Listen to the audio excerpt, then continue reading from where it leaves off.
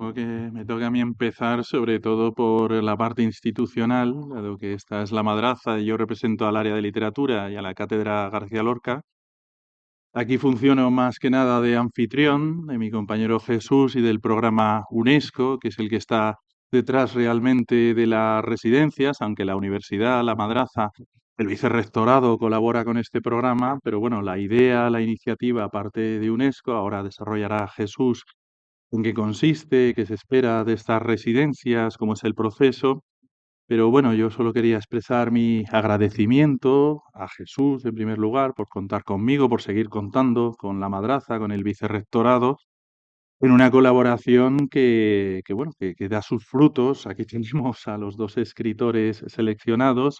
Nosotros participamos también, aunque bueno, esto lo contará Jesús con más detalle seguramente, en julio en la selección con el poeta Gerardo Rodríguez Salas, de los candidatos, de un número muy nutrido, como dirá Jesús, y desde el primer momento ha sido una colaboración muy ilusionante y muy, bueno, muy prometedora de cara al futuro.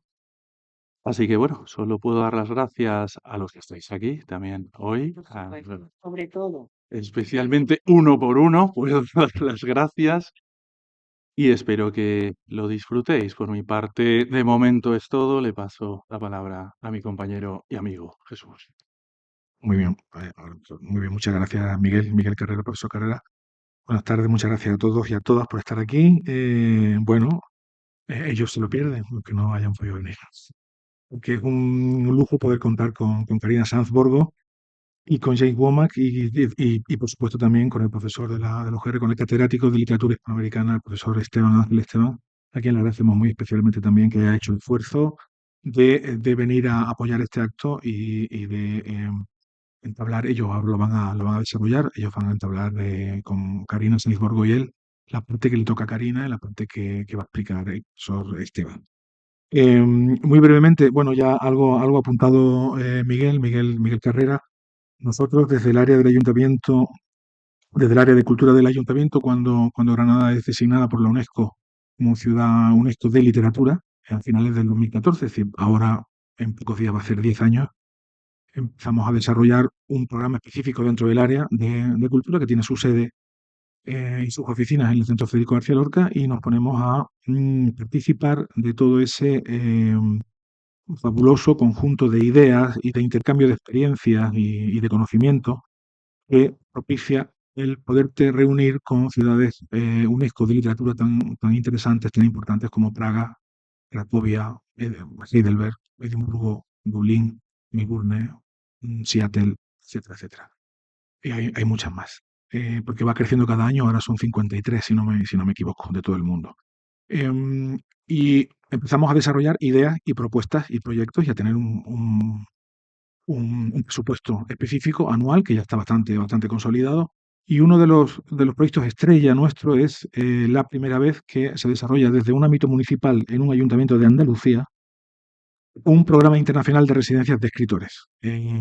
No hay otro ejemplo en una ciudad de nuestra comunidad en donde desde el ámbito municipal se desarrolló un programa como este. Nosotros comenzamos en el año 17 con una fertilísima reunión con el entonces vicerrector de extensión universitaria, con el entonces vicerrector Víctor Medina, que acogió con entusiasmo la idea.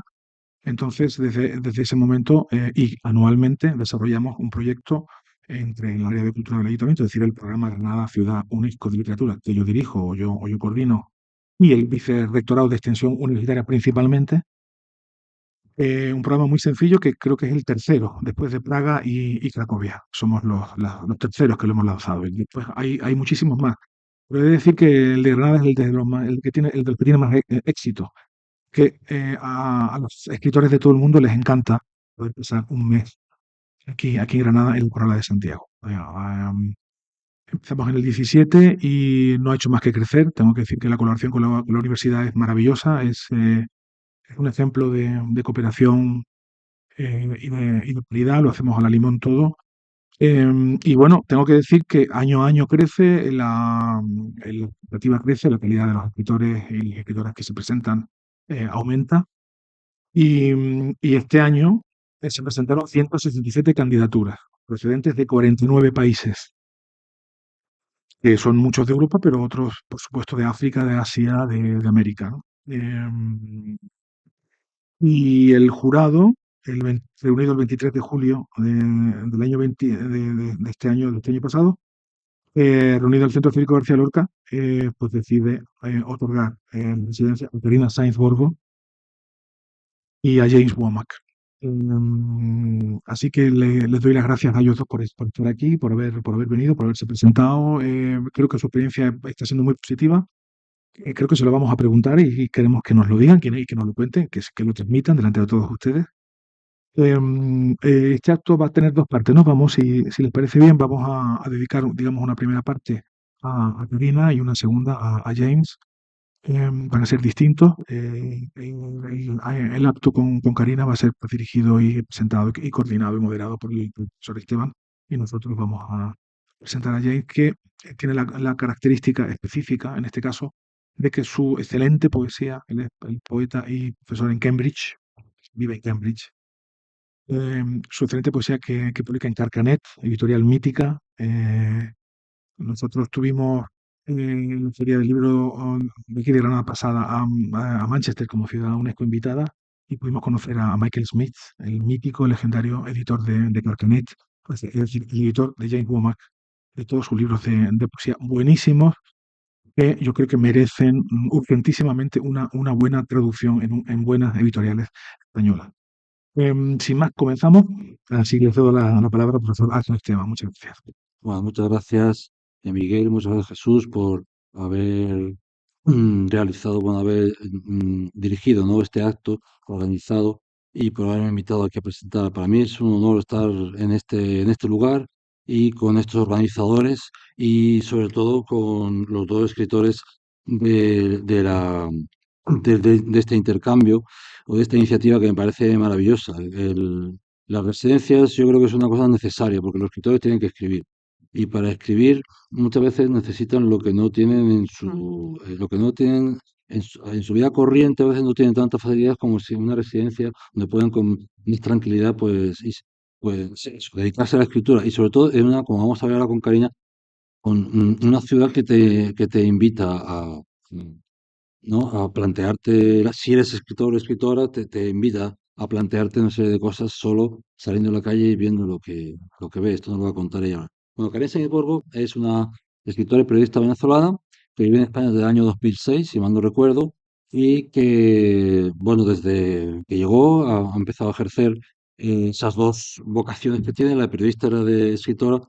He trabajado en Zenda, en Voz Populi, en Onda Cero y actualmente trabaja en ABC haciendo columnas y sobre todo yo creo que lo que más le apasiona son los reportajes, porque ir a los sitios, ver los lugares, enterarse de las cosas y luego escribir sobre ello, que significa contar historias, ¿no?, es lo que más le apasiona.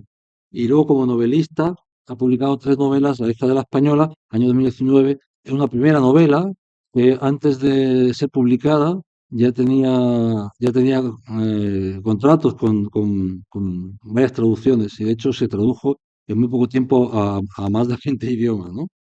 Para ser una primera novela no está nada mal.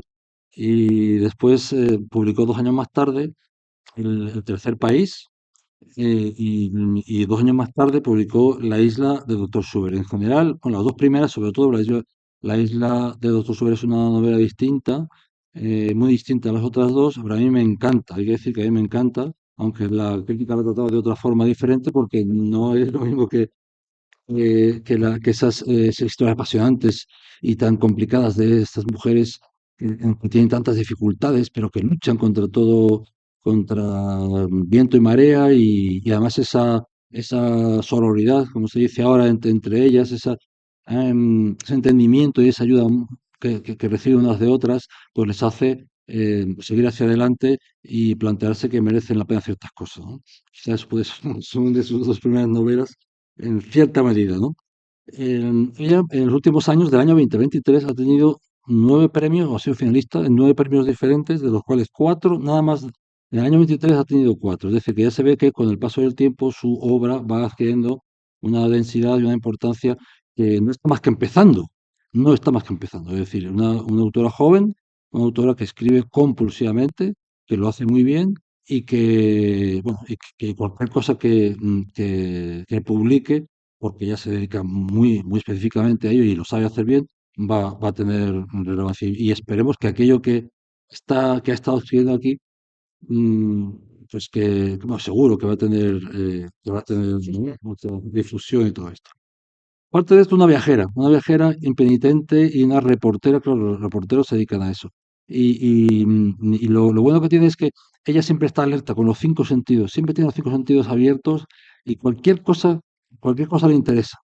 Cualquier cosa que muchas veces para la gente, para el turista, por así decirlo, o para cualquier persona que vive en la ciudad, pasa desapercibida, para ella no. Ella se fija en un color de un ladrillo que es distinto al de otros ladrillos, se fija en un pájaro que pasa por ahí, en un lugar donde parece que no debería haber pájaros porque no hay árboles, se fija, en unas piedras que hay en el camino, se fija en cualquier cosa y eso muchas veces le lleva a plantearse por qué eso ocurre ahí en ese lugar, cuál es la historia de ese pequeño detalle que ha visto en ese sitio. En ese sentido, parece que es claro, es lo que tiene que tener alguien que se dedica a escribir, que tiene que tener curiosidad. Y esta es una persona con una curiosidad insaciable. Y creo que eso le ayuda mucho a hacer las obras que hace. Y además, otra cosa importantísima es que ella se entrega con mucha intensidad a todo lo que hace, sea una cuestión que tiene que ver con el periodismo o con la literatura. Vamos a empezar entonces hablando de lo que ha sido esta residencia para ti. Bueno, Granada es una ciudad que no, no hace falta describir las maravillas de Granada. Estamos en un lugar mágico, ¿no? Estamos en un lugar de los cientos de lugares que hay parecidos a este en Granada que se han recuperado y que no hay que hablar mucho de ello porque todo lo que estamos viendo ahora mismo nos transporta a otro lugar, a otra época y bien, y nos hace sentirnos orgullosos a los que vivimos aquí de vivir en esta ciudad. Pero hay como, tiene que haber como algo que a ti, aparte de la belleza de esta ciudad, que te ha llamado la atención para que tú hayas decidido venirte Mm, aquí, pedir esta residencia, que te la den y venirte aquí a escribir. Es decir, ¿qué es lo que, ¿no? ¿Cómo has sí, conectado con esta ciudad? sí. Bueno, muchas gracias, Miguel, muchas gracias, Jesús. Gracias, Ángel. James, te quiero. Y gracias a todos por estar hoy acá, conversando aquí con este tema que la verdad es que para mí Granada fue una aparición providencial en un momento, como dice Ángel, yo tengo ya en España casi 20 años trabajando, pero vine de la novela anterior, El tercer país. Era una novela en que yo trabajaba en iconografía que me trajo a Granada sin saberlo. En esa novela, la Virgen de las Angustias, es un personaje muy importante. Y de manera intuitiva empecé a darme cuenta que en esa novela estaba la Cruz de Mayo, estaban las Angustias, estaban las Dolorosas. Entonces, bueno, por ahí fui creando un mapa. Era una novela muy distinta, una novela que estaba, pues, revisitaba el mito de Antígona. Pero bueno, empecé a moverme mucho en ese territorio de mujeres, como dice Ángel. Publiqué la tercera novela muy perdida, cansada de mi propio, de ese fraseo tan duro. Y de pronto me planteé un proyecto de novela que fue el que presenté a la beca. Era presentar una novela que además es una saga familiar en la que metía el dedo justamente en todos los temas en los cuales Granada me había resultado importante. Y aparte, es una novela que cubre, digamos, una historia desde finales del siglo XIX hasta los años 40, 45, entre Europa y el Caribe. Entonces tenía especialmente un personaje secundario que me encantaba, que era el que es el que hace como la glosa cervantina, ¿no? De esta novela. Y decidí que fuera un personaje de Guadix que llega a Granada y que se va con Lorca, a Argentina. Entonces, para poderle dar, digamos, sustancia a ese personaje, por supuesto que me metí en Lorca con otros ojos, me metí en la correspondencia de Lorca de otra manera. De hecho, recuerdo haber visto en el Centro García Lorca en una ocasión la carta de Cuba y con otra visita. Entonces, claro, es imposible, viviendo en Granada, que Lorca no te hable de otra manera. Entonces, en el tiempo en el que he estado acá, me he ido 2 veces a la Huerta de San Vicente hasta mirar las teselas, ¿no? Para ver qué podía copiar yo de este personaje, por ejemplo, reviviendo la vida de los cafés de la ciudad, ¿no? Es decir, dónde se conseguían Lorca, Falla, porque este personaje es sí contemporáneo, es un personaje que se mueve entre el 30 y el 35. Es un personaje de ficción, es un músico, si hasta para eso tuve suerte. Si en La Madraza tengo enfrente a Luthier. Es un luthier de guitarras y de violines, pero en la Corrala. en la Corrala, justamente enfrente, en la Plaza del Realeo. Cuando llegué le dije, oye, que tengo un personaje que tiene un violín de arce y que lo va a arreglar en el Caribe en 1935. ¿Eso es verosímil? Y me decía, bueno, depende, lo puedes poner como un carpintero que tiene nociones de lutería. Entonces, bueno, todo en términos, digamos, de enunciado de esa parte de la novela, Granada me daba mucho juego, pero sobre todo la novela tiene una seria fuerza de vírgenes y sobre todo de dolorosas, ¿no? Entonces, entre ellas está Nuestra Señora de las Angustias y los 7 puñales son 7 hermanas con una madre, son 8 mujeres en una casa. em, es inevitable no tocar las puertas de la casa de Bernarda Alba. Claro. Como es inevitable no tocar las puertas de Faulkner ni las de García Márquez, están ahí, pero teniendo un personaje que además es tan vistoso como es la primera vez que tengo sexo en una novela, que tengo un personaje que da risa. Todas mis novelas son muy violentas. Y en esta está una parte de ello con esta figura, este universo femenino donde todas se llaman Angustia. De hecho, me da risa porque hay un personaje que se llama Porcia, que lo saqué del Mercader de Venecia y después dije, coño, Puncia, fue lo que pensé. Dije, bueno. Mm. Entonces, ha habido un proceso de lecturas muy activo en el que la ciudad ha sido muy importante. Insisto, desde ir a los archivos, que el otro día estuvimos James, Jesús, Miguel y yo, viendo justamente algunas cosas de Poeta en Nueva York, pero justamente con el trabajo, por ejemplo, con el centro, me di cuenta que había 2 dolorosas de García Lorca que yo no conocía, 2 pintadas por él y me interesaban, ¿no? Me interesa esa cosa, esa iconografía, ¿no? Y la Basílica de Nuestras Angustias, creo que llevo desde antes de la beca, vengo viniendo a literalmente a robar, ¿no? A robar desde los clavos, o sea, todo eso es muy importante. Y Granada, bueno, Guadix, me fui a Guadix también a ver algunas cosas, esto de leer Alarcón, es decir, yo tengo un territorio muy latinoamericano, y siento que hay unos ecos muy profundos, literarios, entre Andalucía y el Caribe. Por eso te hablábamos hoy de lo de Nueva Andalucía, ¿no? Porque realmente el Caribe además es Nueva Andalucía. Pero luego hay otro tema que en Granada, que es que Granada es una ciudad el primer recuerdo que tengo yo de Granada es la cita de Borges que abre la Alhambra. Realmente Borges ya ciego cuando viene, visita Granada y escribe este poema en la Alhambra en el que él ya está completamente ciego, ¿no? Y te va contando la Alhambra en función del agua, ¿no?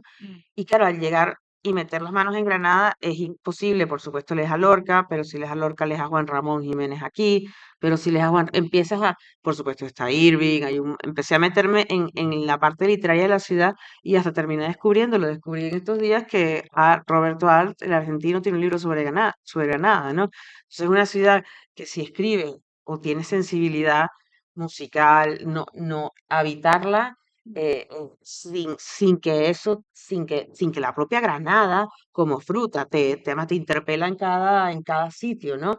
Entonces todo eso está muy presente en la novela. En la novela las granadas están metidas por todos lados, porque además, déjenme decirles que el granado en Venezuela es un árbol muy común, es muy de nuestro, no nacen tan bonitas como aquí, son tan grandes, pero hay una copla popular en el que la casa natal de Simón Bolívar tiene un patio de granados. Entonces, hay una serie de juegos ahí entre Granada y este pueblo imaginario del que yo hablo, que se llama La Araira, que es donde ocurre esta historia, y donde tenemos un pícaro andaluz que acompañó a Lorca a Buenos Aires y estuvo en Recfés y intentado hacerlo con el mayor respeto posible, en el sentido de que no es una novela histórica ni mucho menos, pero sí me permitía poner en boca del personaje muchas cosas lorquianas y que yo estoy convencidísima de que la presencia de Lorca en Iberoamérica aceleró otras formas de surrealismo. Que bueno, es interesante porque en mi fraseo, en un personaje de esa época, son divertidos y es un experimento que a mí me apetecía hacer. Y Granada en ese sentido ha sido tremenda para poder hacer ese experimento. Fíjate que estaba yo pensando ahora, cuando decías esto, toda la historia que ha relacionado tu pasado latinoamericano y de aquella zona, ¿no? De la parte norte de América del Sur, pegada al Caribe y todo esto, ¿no? Estaba pensando que, bueno, que aquella zona fue Nueva Granada. Claro, Aquello era fue- Nueva Granada y hay una Granada en Nicaragua además. Sí, sí. Y, y que además, o sea, es decir, el hecho de que, o sea, no sé si el hecho de que estés aquí ha sido diferencial con respecto, yo que sé, a otra ciudad, puede ser Barcelona, San Sí, Sebastián, La no, por Coruña, supuesto. por el hecho de que haya una cierta similitud entre el mundo andaluz y el Por mundo supuesto, del Caribe, quizás más, completamente de acuerdo. ¿no? Sí, De hecho, Ángel, hay una cosa, insisto, ya yo con la segunda novela empecé a darme cuenta porque más mucha gente me dijo, la Cruz de Mayo, estás hablando de la Cruz de Mayo. Y yo le digo, claro, pero es que la Cruz de Mayo también es nuestra. claro, Entonces es evidente que hay Nueva Andalucía, hay todas unas tradiciones, normalmente el Corpus Christi es muy importante como lo es para nosotros.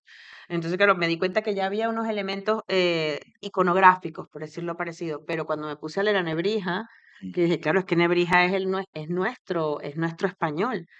Incluso mucho más que el propio Bello, que Bello entonces a mí me parece un poco afectado, que Andrés Bello, es inevitable que nosotros seamos mucho más andaluces, bastante más andaluces, digo, por lo menos en una parte del Caribe, porque si bajamos a Argentina ya la cosa cambia, ¿no? claro. Em, y aparte que el fraseo andaluz se parece mucho al nuestro y buena parte de la poesía, eh, digamos, configuró, Lorca está en el fraseo de todos nosotros, insisto, de todas las vanguardias.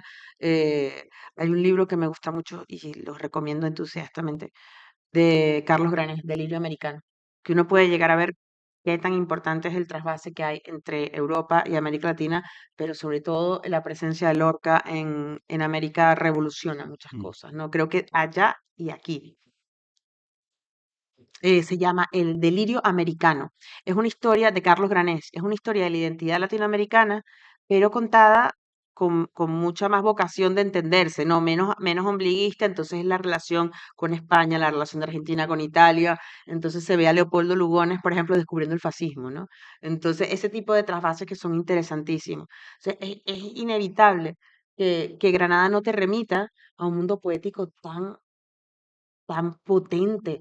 Si la reunión de ciudades UNESCO lo dijo uno de las personas, uno de los actores culturales, que sé yo, Granada lleva 5 años, ¿no? Haciendo una capitalidad, yo no diría europea, diría universal, ¿no? Entonces, como todo, siempre hay que tener como narrador, yo lo voy a decir yo como narrador, siempre hay que tener un poco de pudor y de contenerse, ¿no? sí, Porque entregarte a la Alhambra, pues, es decir, Irving solo uno, ¿no? claro, claro. Sí, el romanticismo europeo no se trata de eso, pero yo me di cuenta, a mí me gusta mucho escribir literatura protagonizada por mujeres, no es que me gusta, es que fui criada en un matriarcado, en un país subdesarrollado, tercermundista, donde el papel del hombre fuerte político es muy difícil. La única contestación, digamos, a la idea del hombre fuerte, del caudillo, el único poder civil de contestación que hay suele ser en el entorno familiar las madres, Mm, realmente. Es la única institución que permanece. Una madre puede tener 8 hijos de distintas parejas, pero seguir siendo como el lugar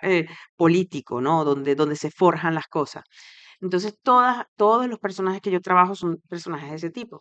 Y una de las razones por las cuales me animé a pedir la beca, o me animé, o dije, me tengo que venir para acá, yo trabajo para el diario ABC, me vine a hacer una serie de reportajes y entrevisté a un personaje bueno, todos la conocéis, a Mariquilla, a través de su hija, y me senté en la chumbera un rato largo, unas 2 o 3 horas, a hablar con Mariquilla. Nos hicimos unas fotos preciosas para el reportaje, porque ese Mariquilla es un personaje que nos puede contar todo un siglo, ¿no? Entonces, una mujer que me parecía con una capacidad de mando gigantesca, un histrionismo, sí, y la encontré muchísimo más arrojada que mi generación, ¿no? Eso de contando de que Ava Gardner había roto todo el bar porque se había enamorado de uno de sus guitarristas, ¿sabes? Y que la dejaron que rompiera el bar porque la señora se había vivido hasta el final de los floreros.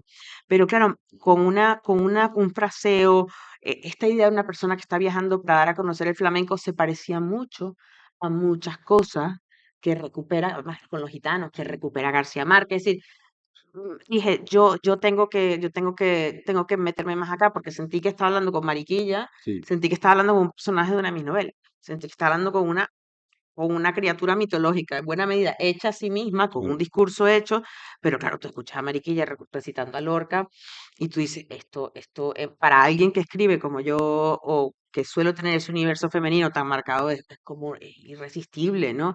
Y la verdad es que eso está muy en el universo de Lorca.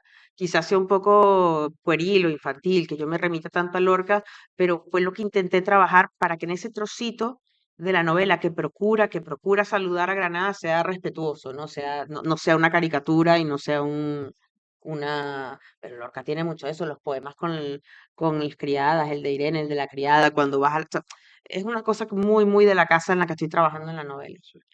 Y los lugares, a mí me interesa mucho porque tú, yo veo que en tu acontecer corriente de hace unos cuantos años hay días que, bueno, tú aprovechas, pues tienes a lo mejor una invitación para irte a Venecia, entonces Sí, pues en Venecia trabajas, aparte de hacer lo que tengas que hacer, pues te vas a tal sitio, que es un sitio magnífico y te pones a trabajar allí en medio de la calle o en un ay, sí, me restaurante. encanta. Y luego pues te vas te invitan a otro lugar a hacer lo mismo. Incluso cuando estás en Madrid, Sí, de sí, repente un día dices, yo no voy a trabajar en casa y te vas no puedo, no sé. a un jardín o te vas a un sitio y trabajas allí. O te vas a un bar. Yo eso lo he visto porque además Sí, te sigo sí. en el Facebook, tú ya. Además, siempre pongo el ordenador como un Así espacio es, en el sí. espacio, ¿no?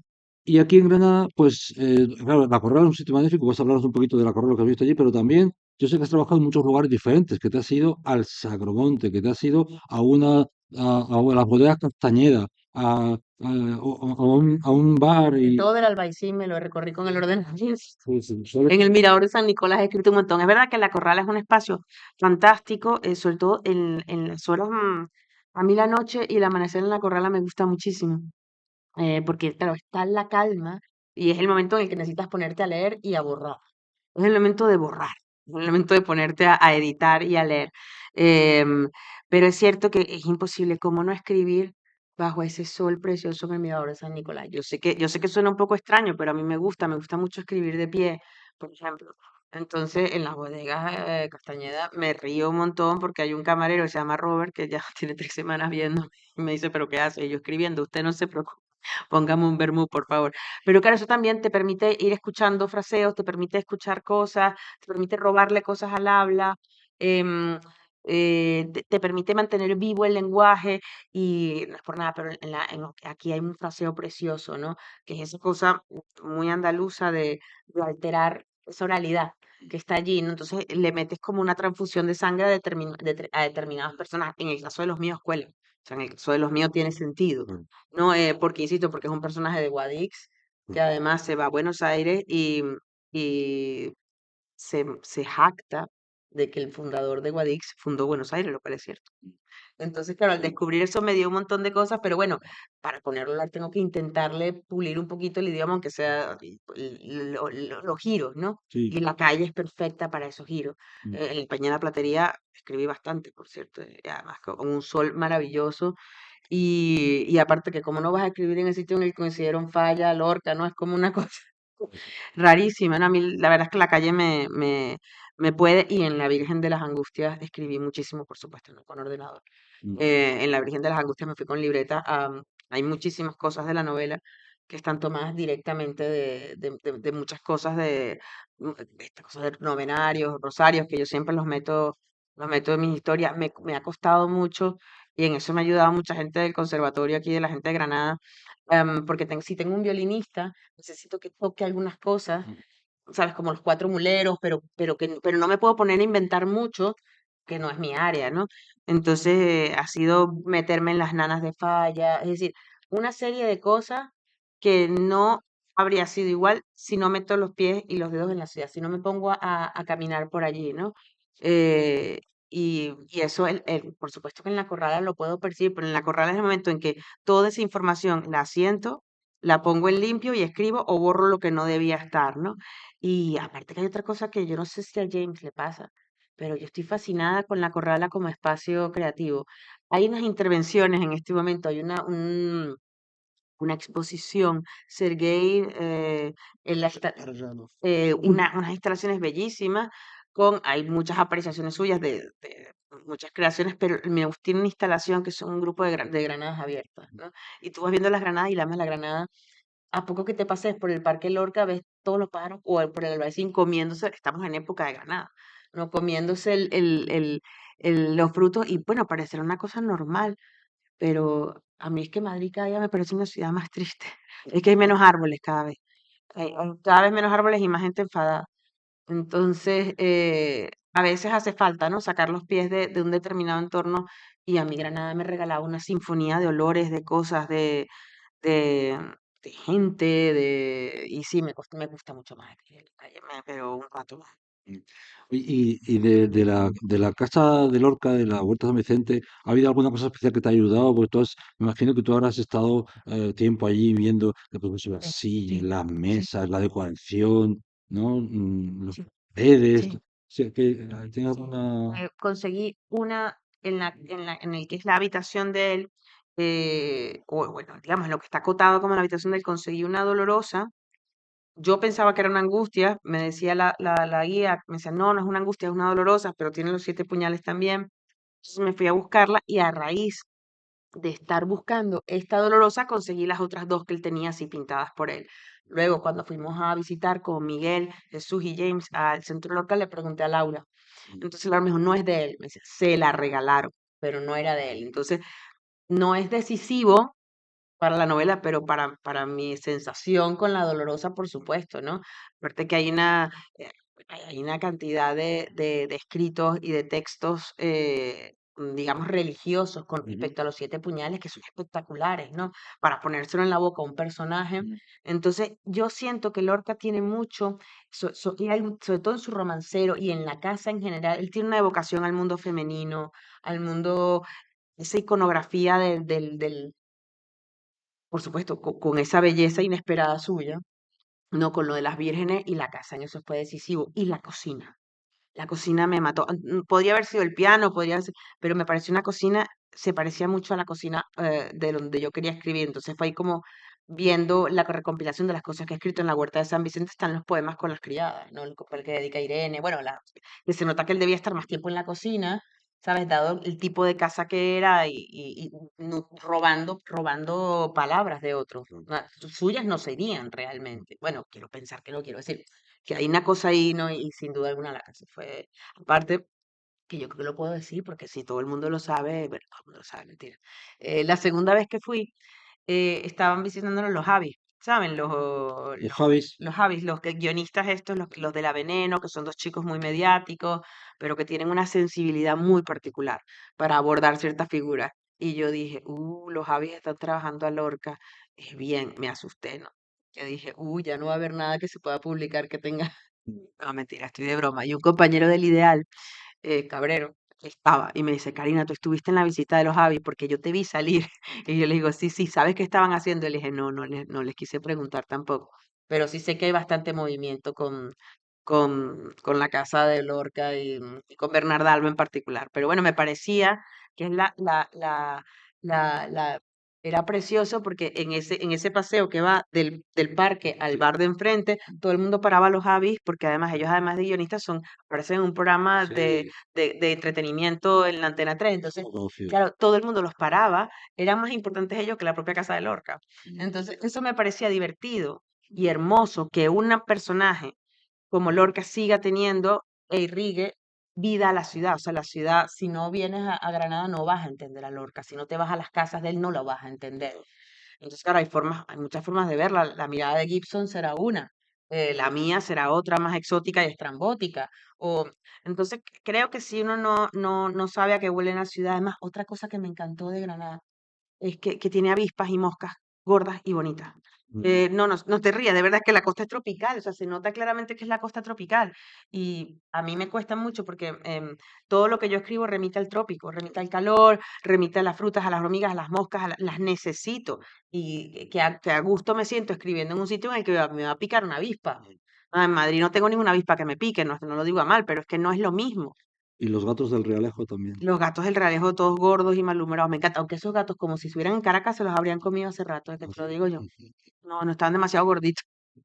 Oye, ¿cómo descubriste tú tu vocación por la escritura? Es decir, ¿es una cosa que tienes desde siempre? Mm, ¿Es algo que viene con tu educación? mm. ¿O con cómo, cómo nació todo eso? No sé, eso es como el cuento de que la audacia es hija de la ignorancia. Bueno, no lo sé. Y realmente mi relación con la literatura es muy cercana. Vengo de una casa lectora.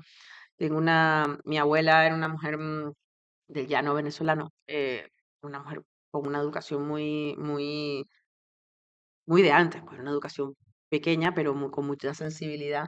Y bueno, yo creo que ponerme a componer con ellas tonadas de ordeños, yo no sé si aquí se hace también los cantos de ordeños, no creo que especialmente en Andalucía, pero otros sitios en los que sí. Entonces, como por ahí empecé a entrar sobre todo a la poesía, a la creación literaria en un lugar lector, ¿no? Siempre terminas, digamos, escribiendo. Y crecí en un lugar especialmente complicado, en el que un país bastante violento, muy particular, y yo creo que las herramientas que yo conseguí para entenderlo era escribir. Estudié periodismo porque bueno, porque es muy difícil encerrarse, ¿no? En una burbuja, en un lugar, o sea, yo tengo 43, sí en el 82, es decir, en mis primeros 10 años de vida están marcados por un estallido social, 2 intentos de golpe de Estado, entonces es muy difícil, ¿no? Eh, bueno, supongo que habrá gente que lo hacía, pero en un hogar humanista y político como el mío, yo me puse a estudiar periodismo y bueno, yo creo que a partir de ahí mm, la propia formación y la propia formación lectora me llevó a escribir, pero sin duda alguna toda mi relación con la literatura es la oralidad y lo femenino, otra vez, anda que anda que Granada no tiene la oralidad y lo femenino también. O sea, siempre termino en los patios, siempre estoy buscando patios de casa. Los patios de la Corrala me encanta, tiene un lavadero como el de mi casa, tiene una batea como las de la casa antigua, ¿sabes? La de Sí, sí. que son cosas que, bueno, yo echo mucho de menos, pero la casa colonial, o sea, la casa es una casa andaluza. O Mm, sea, los patios cordobeses o el patio granadino claro. son casas, son muy parecidas. Entonces, me, me, me, me- me sentía, me siento para escribir. Yo siempre digo que yo vuelvo a Venezuela o en mis pesadillas o en las cosas que escribo. Y como que tengo muchas ganas de escribir de mi infancia todo el rato, echo de menos los tinajeros, echo de menos las bateas, Mm, echo de menos la cerámica, la de cerámica, las del, esto tiene un nombre, aljam. claro. Pero ¿de qué Granada dices? Sí, Lo de Fajalauza? no de Fajalauze, digo. Es decir, todo eso está muy presente, quieras o no, en las cosas que a mí que tienen que ver con que yo haya leído y haya escrito, también tienen mucho que ver bueno, tú lo has visto, en la hija de la española Sí, hay una vajilla de la Cartuja. así es. Ah, Me llama mucho la atención que de pronto digo, ¿qué hace aquí? ¿Qué hace aquí en un país que no se sabe cuál es, pero que podría ser perfectamente Venezuela, una ciudad que puede ser Caracas, una vajilla una vajilla de la Cartuja, de la Cartuja, ¿no? que es una herencia de un personaje que es muy importante, porque la vajilla de la Cartuja era una cosa de una abuela española que es Mm, llevado al trópico, entonces en una escena de violencia gigantesca, a la novela le rompen los platos todos, ¿no? sí. Y sí. Y las abuelas españolas estas que están en tu novela, que son, son las abuelas en el en el principio del siglo XXI, más o menos, quiere decir que han nacido bastante pronto en el siglo Sí, XX sí, sí. y, y te has hecho referencia a tu abuela y al lugar, y los llanos, los pueblos, los ambientes rurales, el ambiente de Lorca, ¿no? De estas obras de teatro, tienen también ese tipo de personajes, ¿no? Ahí A mí me dio miedo y me van a disculpar, me dio muchísimo miedo porque yo vengo de una formación muy, bueno, muy latinoamericana canónica. Cuando yo vengo a España es que empiezo a leer mucho más literatura europea, pero tengo una formación básicamente de literatura anglosajona y literatura latinoamericana. Cuando yo aquí hace 20 años es que me meto, empiezo a leer hacia atrás en España, no empiezo del siglo XX hacia atrás, ¿no? Cuando llegué al siglo de oro me quería cortar la cabeza de fascinación, ¿no? O sea, porque veía en la Pastora Marcela una serie de cosas y de glosas que en realidad es cuando empiezas a leer hacia atrás. Pero cuando leí Yerma, ya con una edad, ya a mis 30 dije, puño.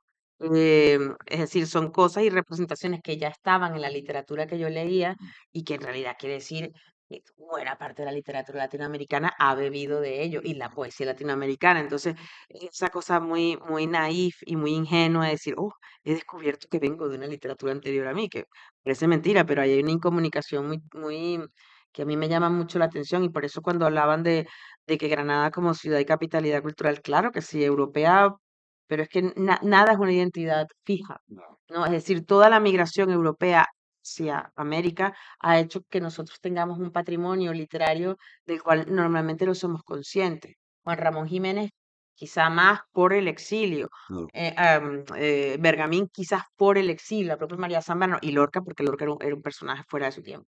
O sea, era una cosa impresionante. Era un artista pop o sea, era un Andy Warhol antes de Andy Warhol, ¿no? Pero, pero claro, es una cosa que yo creo que a medida que tú te vas creando unos referentes y te vas encontrando en un lugar, te vas asentando en ellos, ¿no? Y sin duda a mí Lorca me va a hacer mucho bien y me va a hacer mucho mal. Me voy a cuidar mucho de incurrir en sus genialidades, ¿no? Porque es muy difícil, no, tienes que tener mucho respeto y mucho cuidado. Como cuando uno empieza a leer a Chekhov o a Faulkner, que como te pongas a imitarlo, te suicidas, vamos, te pegas un tiro en un pie o así. Bueno, llevamos ya aquí un montón de tiempo y la verdad es que no quisiera abusar porque además si luego alguien quiere preguntar algunas cosas lo puede hacer y también para darle ahora el espacio a James, Bien. podemos pasar a la segunda parte, ¿no? De la actividad. Muy bien, muy bien. Pues vamos a introducir entonces un poquito, muy brevemente, a James Womack, que tiene un perfil muy diferente del de Karina. Son muy distintos los dos y son una pareja fantástica para esta residencia. Les voy a leer muy brevemente eh, una nota de su trayectoria. Él es de Cambridge, es poeta, editor y traductor. Cursó estudios de ruso, literatura inglesa y traducción en Oxford, donde se doctoró con una tesis sobre la faceta como traductor del poeta Winston Hugh Auden. Pero vivió en Madrid entre el año 2008 y 2017 y en la actualidad ha vuelto a Cambridge, donde enseña español en su universidad, enseña traducción y enseña escritura académica también. Es un gran escritor, un gran autor y profesor, porque, por ejemplo, traduce poesía del ruso y de español al inglés. Y es autor de 4 colecciones de poemas de muchísimo nivel, de gran prestigio en el Reino Unido, que están, como dije antes, publicadas por Carcanet Press, la mítica editorial independiente, la mejor editorial independiente de Gran Bretaña. Libros como Misprint del año 12, On Trust, A Book of Lies del 17, o Homúnculos del 20 y Why Are You Shouting, su último libro. Yo creo que él nos va a leer tanto en inglés, porque queremos oírlo en inglés, queremos oírlo en su idioma, pero también en traducción, en español. Creo que poemas de varios de sus libros, pero seguro del último libro, seguro, ahora nos lo va a explicar. Vamos a plantear una lectura, porque lo que queremos hacer es conocer a James Womack, queremos conocer la obra de James Womack, y Granada es una ciudad de poetas, es una ciudad poética y es el mejor lugar para que la poesía de James Womack se abra paso. Quiero decir, por último, que bueno, como traductor es muy reputado y que acaba de publicarse su traducción de La colmena de Celi. Y sé que Miguel Carrera quiere preguntarle después les vamos a preguntar cosas a James sobre cómo se traduce contemporáneamente La colmena de Cela en la lengua inglesa. Ahora no lo voy a contar. Por último, quiero decir que James Womack y su esposa, Marian Womack, fueron los directores de una editorial a la que yo le tengo mucho, mucho cariño, que seguramente ustedes conocen, que es Nevsky Prospects, que se radicó en España, que creo que cerró hace algunos años, ahora nos lo comentará si quiere él, y que editaba a rusos clásicos y contemporáneos. Yo antes de conocer a Jake Bowman y antes de tener la suerte de poder pues, conversar con él estos días aquí en Granada, yo he leído y colecciono libros de Nevsky Prospect, o sea que conocía a él como editor más que como poeta. Por ejemplo, no sé, el Chekhov comentado, que fue un libro muy, muy conocido en su momento, o por ejemplo, una edición preciosa, preciosa que tiene de Los cuentos de Odessa, de Isaac Babel, ¿no? Entre muchísimos otros clásicos y contemporáneos. Nevsky Prospect se llama esta editorial que él y su mujer Marian tuvieron en Madrid hace pocos años. Bueno, bienvenido, y muchas gracias, James. Sí, queremos oírte. Bueno, Bueno, gracias por todo, que no sé, hoy he pasado todo el día hoy en la Alhambra, entonces cualquier cosa que yo pueda hacer de Granada va a ser mucho menos de lo que Granada me ha dado a mí, porque, bueno, pasar tiempo en sitios así es todo un lujo. Voy a leer algunos poemas, no los voy a leer todos en los dos idiomas, porque luego iba a haber mucha repetición y tal. Voy a leer algunos en los dos, pero algunos únicamente en castellano. Y empezaré con uno de mi libro am, On Trust, yo creo, de hace ya 7 años. Am, Va sobre, pero es un poema que va sobre mi hijo, va sobre su infancia, de cuando él tenía como, bueno, aparece andando casi en el poema, entonces tenía por lo menos 1 año y ahora tiene 12. Entonces es un poema que ya es viejo. Lo leeré en inglés primero. Se llama Oliver and Glass. The young are not fully awake for the first year, and so glass puzzles them and makes them curious. They enjoy the reflection, doubled reflection in train windows, peer out through the two reflections, staring down the fog and faded sodden landscape and a few shy trees. Eager breath on the glass. Other signs of excitement. Smiles as the light breaks into a glass of water, reaching out to mirrors. They live on other boundaries as well. Sometimes I have seen an unclear, mischievous spirit poised in the doorway. That must be his little white ghost, silent as a white weasel who leaves the sleeping body and explores the house. Once I caught its eye. It held my locked gaze fearlessly for a second, then sprang to the crib. He pulled himself from sleep, then stretched out one arm like an amateur Macbeth looking for his dagger. The next day in the shower, he laughed to lift his hand under the showerhead, wanting to catch and hold the warm, transparent lines. Oliver y el cristal. Los niños no están del todo despiertos el primer año, de modo que el cristal los confunde, los vuelve curiosos. Disfrutan del reflejo, doble reflejo en las ventanillas del tren, y a través de esos dos reflejos se ponen a mirar la niebla desde dentro, el paisaje borroso y empapado con unos pocos árboles retraídos. Aliento ávido en el cristal. Otros signos de entusiasmo. Sonrisas cuando la luz incide en un vaso de agua. Estirar el brazo para tocar espejos. Viven también de otras fronteras. A veces he visto un incierto espíritu travieso apostado en el umbral. Debe de ser su pequeño fantasma blanco, silencioso como una comadreja que deja el cuerpo dormido y explora la casa. Una vez lo miré a los ojos. Me sostuvo la mirada sin miedo durante un segundo, luego saltó a la cuna. Se descajó del sueño, luego estiró un brazo como un Macbeth aficionado buscando su puñal. Al día siguiente, en la ducha, se echó a reír al levantar la mano bajo el cabezal, tratando de apresar las cálidas líneas transparentes.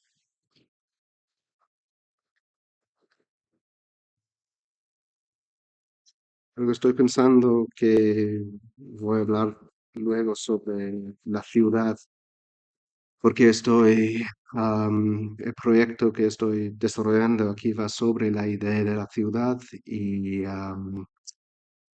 la ciudad un poco como un palimpsesto, una serie de capas una sobre la otra, am, que, y vivir en una ciudad, en una ciudad supone am, atravesar cada día muchas fronteras que a lo mejor no notas o que son fronteras que no has creído tú, o fronteras que has creído tú, con fronteras que am, son de tu propia creación, fronteras que no atreves a cruzar, fronteras que vienen de am, la manera de hacer las cosas en la vida habitualmente.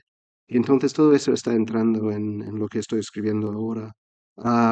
Pero escribo muy lentamente y evidentemente de los poemas que estoy escribiendo ahora no estoy de nada seguro de leerlos ante un público, aunque van sobre esta ciudad. Pero estaba buscando otros poemas que tengo sobre ciudades.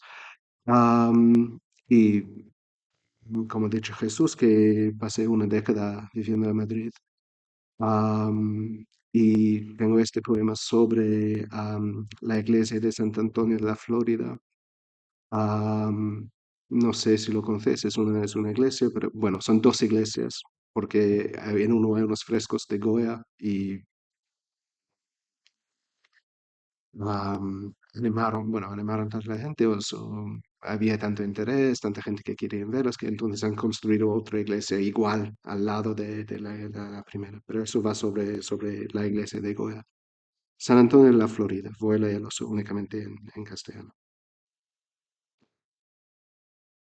Y ahora todo está en silencio.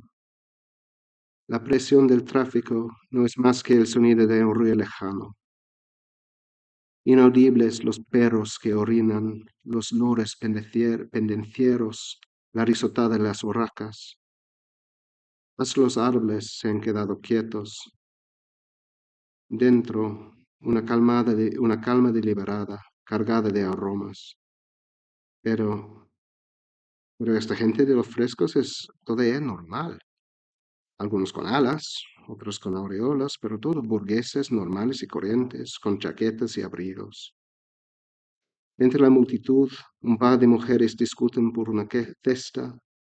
Un mercader lustroso de verde y azul se ríe con estruendo. Un niño cuelga una pierna pintada fuera de la barandilla pintada, bregando por llegar al santo que está en lo alto de la bóveda. Detrás de ellos, paisaje, árboles y aire. La única luz diurna real es la luz diurna que atraviesa la cúpula. Un hombre real se arrodilla sobre la estera de fibra de coco, se santigua, hace una pausa y luego se mete un dedo entre los dientes, excavando en busca de un fragmento del desayuno. Fuera de nuevo, y todo en silencio aún. El golpeteo seco de un rastreo del jardinero en la distancia, como alguien que no para de encender cerillas, pero es incapaz de encontrar lo que perdió. Esos dos poemas han sido traducidos muy amablemente por Jordi Doce, que es un gran traductor. Um, Su última traducción, no sé si has tenido la oportunidad de verlo, la poesía de Simon Armitage, un poeta inglés muy sutil, muy interesante. La traducción es una obra magnífica. Um, Ahora llego a los poemas del libro nuevo de Y.U. Shoutry. Y tengo que hablar un poco de por qué estoy aquí, que el proyecto de las ciudades de literatura de UNESCO, porque am, he tenido la oportunidad de participar en ese proyecto antes que conseguí una beca, una residencia en otra ciudad de literatura, pero que fue Ulyanovsk, que es una ciudad en el río Volga, en Rusia, y me lo dieron en septiembre de 2019 y iba a ir a pasar un mes en Rusia en el marzo de 2020. Entonces lo aplazaron, evidentemente, por el COVID, y iban aplazándolo por el COVID, y luego se aplazó por siempre cuando fue la invasión de Rusia en 2022.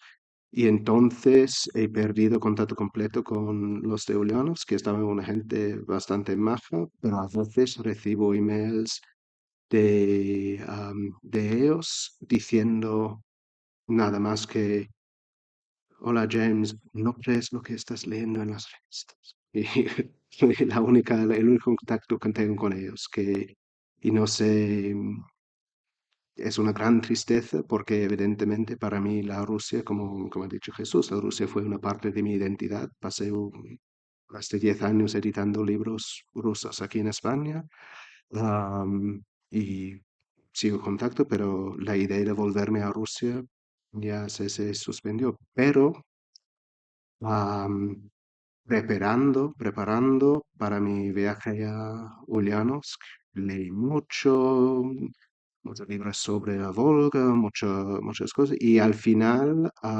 lo que surgió fue este poema, que es una ah, traducido aquí como carta desde Ulyanovsk, que es una carta desde una ciudad que nunca he visitado, solo conozco a través de su, mm,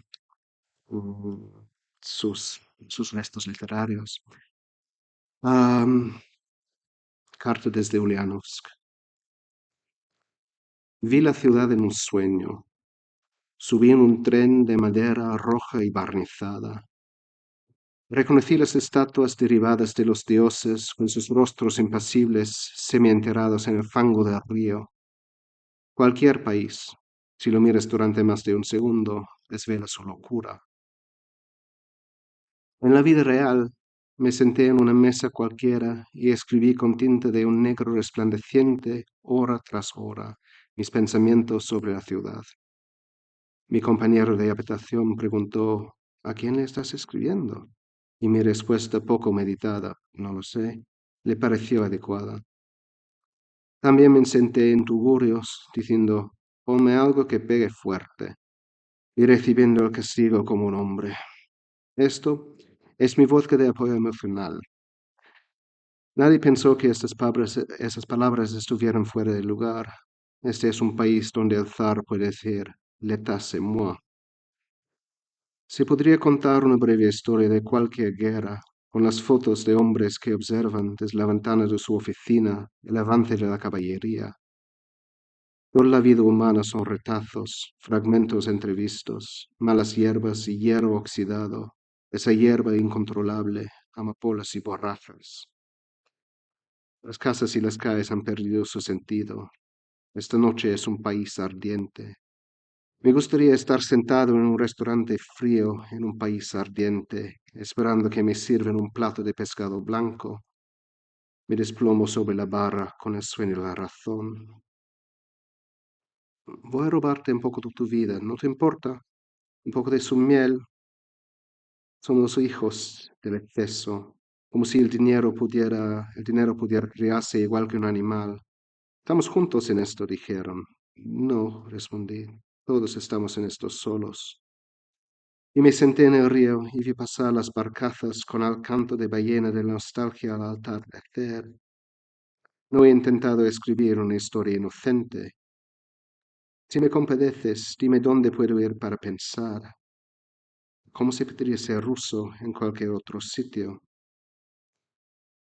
Después la segunda botella. Un caracol es un laberinto. ¿Cuánto cuestan los huesos con médula y cuánto cuesta dormir? ¿Cuánta gente realmente se cree lo que dice? Muchas preguntas y solo alguna respuesta de vez en cuando. La melodía de las sirenas no era la marsellesa. A primera hora me muestro a mí mismos mis sueños. Mi habitación es un cine en negativo, una cortina en negro con luz por los lados. Orfeo compone a su esposa. La muerte nos vuelve palabras, pero la carne nos llama sin prisa, pero no deja de pedirnos algo. ¿Por qué combatirlos si los sueños pueden disfrutarse? Nos dicen que han estado en el cielo, que han estado mirando por ahí y que no hay ni rastro de Dios. Me río porque no saben que Dios es el cielo entero. Ojalá mi Señor fuera un puma. El florecer viral de los cerezos. Anoche hubo una agitada tormenta en otro lado del río, pero en esta ribera una calma fantasmal. Mi vida es un detalle del que nadie se acuerda y fluye con indiferencia. Je ne pense pas, donc je suis. Incluso el mar se arrepiente, pero un río nunca. El lenguaje ha crecido fuera de mí. Las 5 emociones son felicidad, tristeza, rabia, tristeza, venganza. Ya no estoy en la ciudad en la que naciste y de la que creí que querías escaparte. Nadie responde a mi carta. Pero cuando lees estas palabras, todo es peor. Solo somos santos en la medida en la que deseamos serlo. Traspasé los límites sacando una hastía humana de las estanterías del subconsciente colectivo. no la venta al público, sino la economía planificada de las ideas. La luz del estudio es de un amarillo verdoso y marrón cuando llega la noche. Solo consigo escribirte cuando en Inglaterra se acerca la medianoche y un escarabajo solitario y confuso se pasea por mi escritorio. Quédate quieta, porque tengo que diseccionarte, gran ciudad. ¿Para qué son estas flores? Oh, lo siento, estás muerto. Ciudad, pasaré a través de ti y seré olvidado, semejante a los edificios que siguen en pie mientras la historia se acelera a su alrededor. Una ciudad con una gran tradición de rechazarse a sí misma contra un río piedra tan liso como la frente de un bebé. ¿Y ahora qué harás? He ido a formular profecías. Grandes peces permanecen inmóviles en las aguas transparentes. Los sucesos más trágicos tienen lugar a plena luz del día. Golpeo el micrófono y digo, ¿está entendido esto? Cierro los ojos y veo como la lluvia cae en su sitio.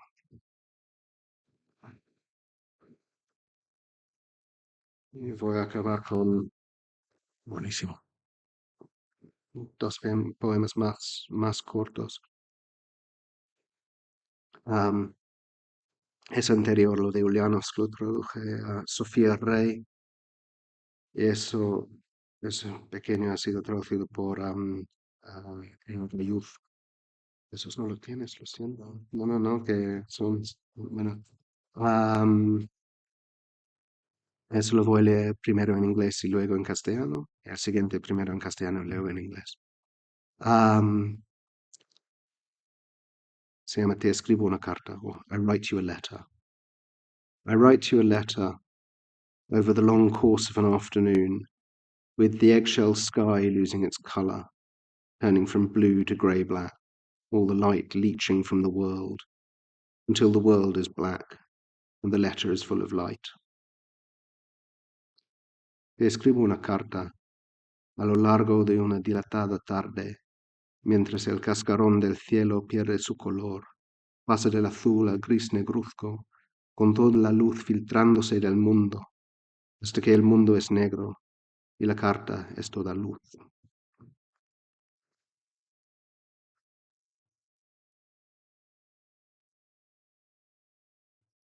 Y eso última, en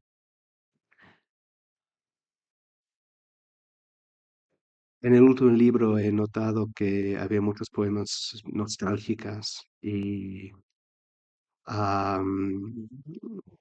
con una nostalgia para mi tiempo en Rusia, como, como he comentado, estaba como despidiéndome de la Rusia que conocí, la Rusia donde pasé unos años de mi adolescencia.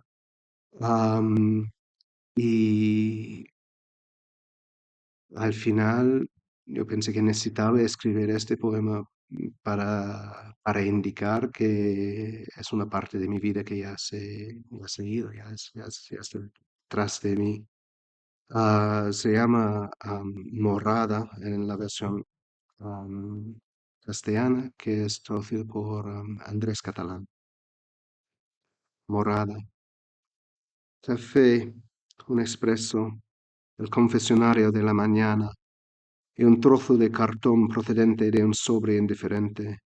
Señorita deseo, el señor deseado, un número de teléfono, escritos con su letra temblorosa y nada femenina. El cartón arrancado de una caja de perfume de imitación con sus dorados y marrones falsamente caros. Se nota que se trata de un recuerdo, ¿verdad? Su número borrado como los tickets y los marcapáginas, perdido y reconstruido como todo por fragmentos. Si aún tuviera el número, podría marcarlo, aquel extraviado piso ruso, y fingir sorpresa cuando alguien que no fuera ella contestara, o la llamada resonara en una casa vacía. Pienso mucho en algo que dijo mi hijo. ¿Sabes que memoria significa enemigo duplicado? Aunque no sé de dónde lo sacaría, o porque le dio por decirlo ahora, cuando más dolía. Reflexiones familiares. Traté de encontrarlo una tarde, hace años, Dejé a mi mujer en el hotel, no magullada, no con 21, leyendo un buen libro, y tomé el metro hacia el pasado, la parte de mi pasado más cerca de la estación Mayakovskaya. Pensé que seguiría grabado en mi cuerpo y que mis pies se moverían sin pensar a través de los patios y la arquitectura soviética, los portales y podiests. Pero entonces, ¿era ese al que el piso? ¿Estaba aquí? ¿Estuve alguna vez aquí? ¿Aquí? Crucé portales y caminé bajo arcos. Esperé hasta que unas pesadas puertas se abrieron y salió un testarudo coche negro metalizado. Luego me colé mientras las puertas se cerraban lentamente. Era aquí entonces, un patio que no lograba situar, una fuente que no estaba aquí antes. ¿Qué estaba haciendo persiguiendo un fantasma? Mi tranquila mujer en el hotel, mi familia, un futuro, y yo aquí para desenterrar lo muerto e imposible. Estúpido, estúpido, James. El agua hablaba, y una mujer le hablaba a su hijo en uno de los pisos de la planta baja. Las puertas se habían cerrado, y durante 20 minutos pensé que tal vez me quedaría aquí para siempre, codificado en el patio, atrapado y perdido. Luego, por supuesto, ningún drama, nada. Las puertas se abrieron para dejar pasar a un hombre con bolsas de la compra y de vuelta a la vida salí para volver a casa. Mientras caminaba distraído, escuché a la mujer explicarle una bonita diferencia a su hijo atento. Cerebrini, ni cerebristi, no plateado, de plata, de plata. Voy a leerlo en inglés para acabar. Welling. Coffee, an espresso, the morning's confessional, and a scrap of cardboard from a listless envelope. Miss Desire to Mr. Desired, a phone number, all written in her scratchy, ungirlish hand. A card torn from a knockoff perfume box, all the false, expensive gold and brown. You can tell this is a memory, can't you? A number gone the way of tickets and bookmarks, lost and reassembled like everything piecemeal. If I had the number still, I might dial it, that lost Russian flat, and feign surprise when someone who was not her answered me, or the call rang out in an empty house. I'm thinking a lot about something my son said. You know that memory means mirroring enemy, though I don't know where that came from or why he should have said it now, when it hit hard. Family reflections. I tried to find it once, one afternoon, years ago. I left my wife in the hotel, not bruised, not 21, reading a suitable book, and took the metro into the past, part of my past closest to Mayakovskaya station.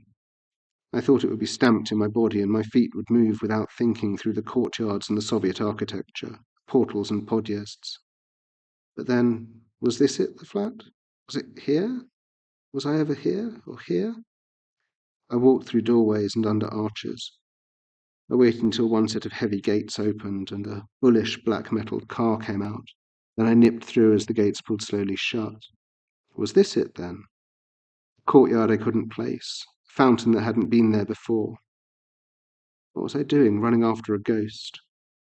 My calm wife back in the hotel, my family, a future, and me here to dig up the dead and impossible. Stupid, stupid James.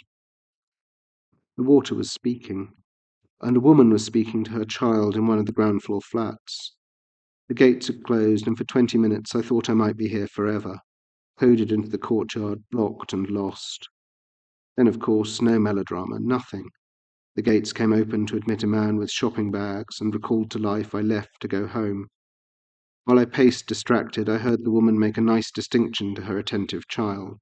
Cerebrioni, ni cerebristi. Not silver plate. Silver. Silver. Gracias.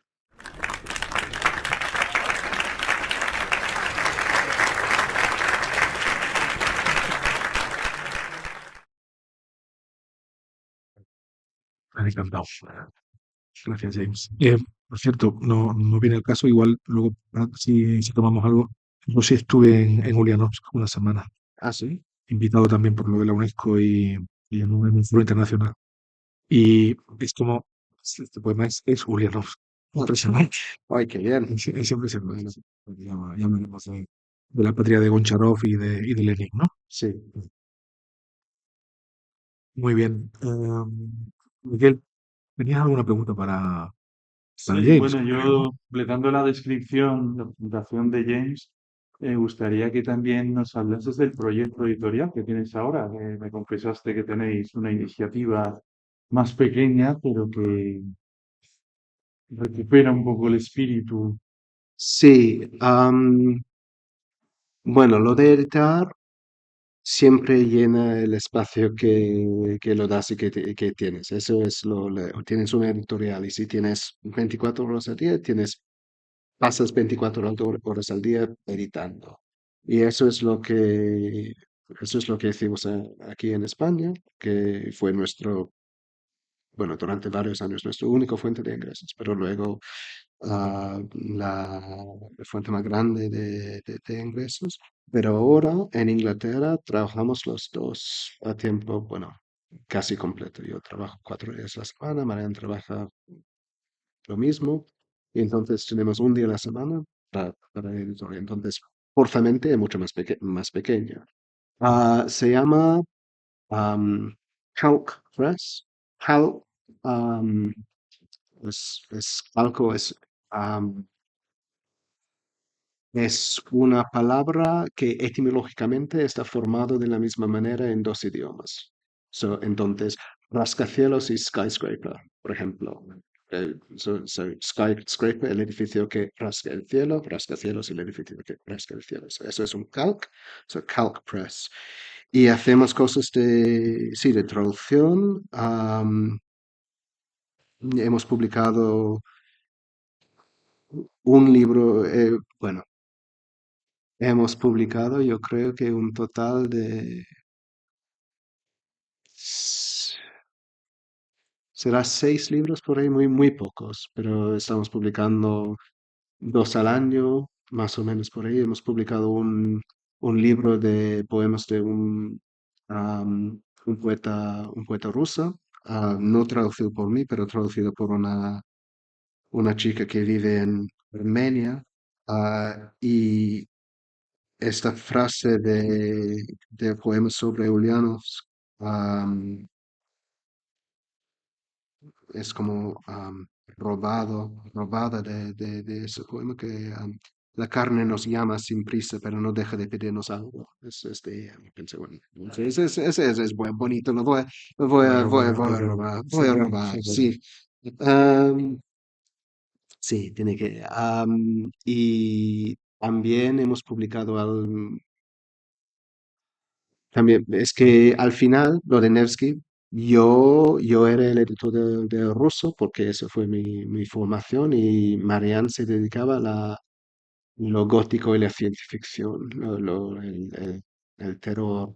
Y hay una parte de eso, entonces hemos publicado también 3 libros de ciencia ficción, hemos sacado un libro de Cristina Jurado, la autora madrileña, bueno, ubicada en Dubái, ¿no? Que escribe ciencia ficción, una antología multinacional de cuentos ciencia ficción ecológicos sobre la crisis climática, la crisis climática, y también hemos recuperado una traducción que hice para una editorial que ya se ha muerto, de La Torre Sin Fin, una novela pequeña de Silvino Campo. Entonces estamos publicando cositas por aquí. Tenemos planificado una antología de cuentos de fantasmas decimonónicos españoles y hispanoamericanos. Am, otro libro de poesía, pero es un editorial que ya corresponde mucho más a nuestros intereses personales y como línea editorial es, como acabo de explicar, evidentemente os va a parecer un poco un disparate, pero sí, es lo que, bueno, nos, bueno, sí, nos guarde en casa y evite que nos emborrachamos todas las noches. Sí, Vamos, que publicáis lo que queréis, sí, bueno, lo que os da la gana, lo que probablemente queréis. Una maravilla, en cualquier caso. Eso ya. está todo muy bueno. Aprovechaos que tenéis aquí a James Womack, cosa que es muy difícil de conseguir aquí en Granada, y a Karina, si queréis hacerle alguna pregunta o algún comentario o entablar algún tipo de charla con él. De Granada. Si ha disfrutado tanto de Granada como Karina. Bueno, Karina no ha dejado de hablar de Granada y usted no ha yo nombrado la ciudad. lo que pasa es como he dicho que escribo muy lentamente. Entonces, vino aquí con mi nuevo cuaderno de color granadino y llevo para mí es mucho, llevo como 60 páginas de notas, de frases, de cosas que he visto, Y sí, he disfrutado y sigo disfrutando, que me queda una semana de disfrute, que sí, estoy disfrutando muchísimo. De los Sí, gatos, de las avispas, de los... sí, bueno, También pienso que yo soy distraída. ¿Eh? Yo soy periodista, Sí. entonces los periodistas hacemos todo medio hecho. Tú me la vas metiendo a todas partes. James piensa es un hombre que piensa, yo estoy todo el tiempo viendo y Sí, metiendo la sí. mano en alguna. Ya lo he visto, ya lo he visto. Muy bien, gracias. a usted. ¿Y dónde escribes, James? ¿También escribes fuera de la corrala? ¿Dónde está miedo? Eh, En los manuales. no, l- bueno, para mí escribir se divide muy claramente en dos partes, que es lo de mm, recoger información y luego lo de escribir. Y la parte física de escribir un poema o cualquier cosa me viene bastante rápido, pero tengo que hacerlo en condiciones más o menos monásticas. Entonces, la jornada es perfecto. Que salgo por las mañanas, voy escuchando, leyendo, me siento en una plaza o en un café o organizo un poco los pensamientos y luego por las tardes en la corala escribiendo como la máquina de escribir que soy. Sí, sí, no, pero la corala es el sitio, un sitio idóneo, el sitio idóneo para escribir. Es muy calmado, muy bonito, perfectamente en la frontera entre que tiene muy pocas distracciones y también es muy fácil que te dejes distraer. Entonces, si en algún momento quieres salir o quieres ver algo, tú sales, tú abres la puerta y sales y estás ahí en la ciudad.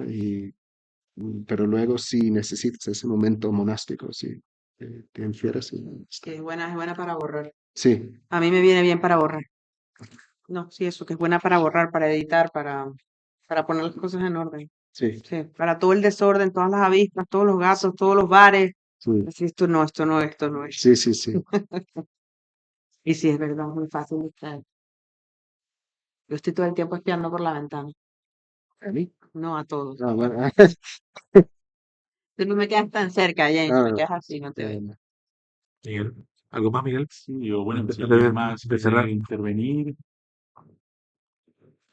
Bueno, a mí me gustaría, sí, enfatizar lo obvio, ¿no? El contraste que cuando deliberábamos con el jurado, con Gerardo también, nos parecía una opción atractiva juntar dos personalidades literarias, creativas, públicas, con facetas tan distintas para ver cómo resultaba, ¿no? La convivencia, para ver cómo cada uno de ellos aprovechaba la experiencia y bueno, creo que se ha hecho visible aquí las múltiples maneras que hay de aprovechar una experiencia como la residencia, desde la escritura monástica hasta la escritura al aire libre, de De pie, verdad, rodeado de abejas. Miguel, te lo juro, si yo consigo que uno de los patios de la novela de Nazarena huela como los arrayanes que están subiendo hacia el Alhambra, te lo juro que yo digo, ha valido la pena. O sea, eso sí que te lo digo, en serio. Si consigo que huela a jazmín o a rayán, me doy por satisfecha. Muchas gracias. Gracias. Lo dejamos. Muchas gracias.